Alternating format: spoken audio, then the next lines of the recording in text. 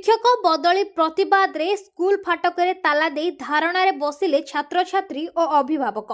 सुवर्णपुर जिला वीरमहाराजपुर ब्लॉक अंतर्गत जटेसिंहा उच्च प्राथमिक विद्यालयर सहकारी शिक्षक सौमित्री साहू को अन्यत्र बदली करिसेंती ब्लॉक शिक्षा अधिकारी।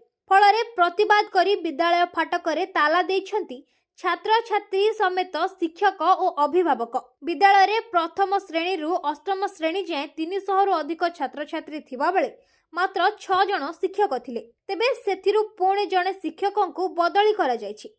फल शिक्षादान बाधाप्राप्त हेबो बोली आशंका करुछंती अभिभावक माने।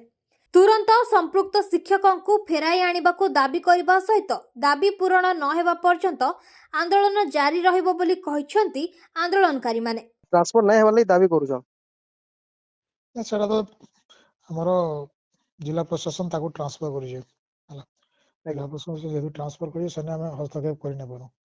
और सागे एंता स्कूल के दिया है यानी कि सिंगल स्कूल है सने टीचर ही ना न जेन स्कूल के दिया है। तो वर्तमान छात्र छात्री ताला पके कि गेट सामना बसी गए ना ताला पके जे मु ताको कहली न हेडमास्टर कहली न सीआरसी कहली न सीआरसी हेडमास्टर सीआरसी तो नछ न सर सर ताको कहली न सर माने हमर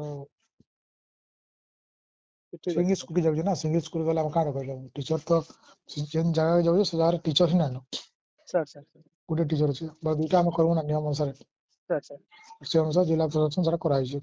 सुवर्णपुर मंटू मंत्रा रिपोर्ट नीलाद्री मीडिया।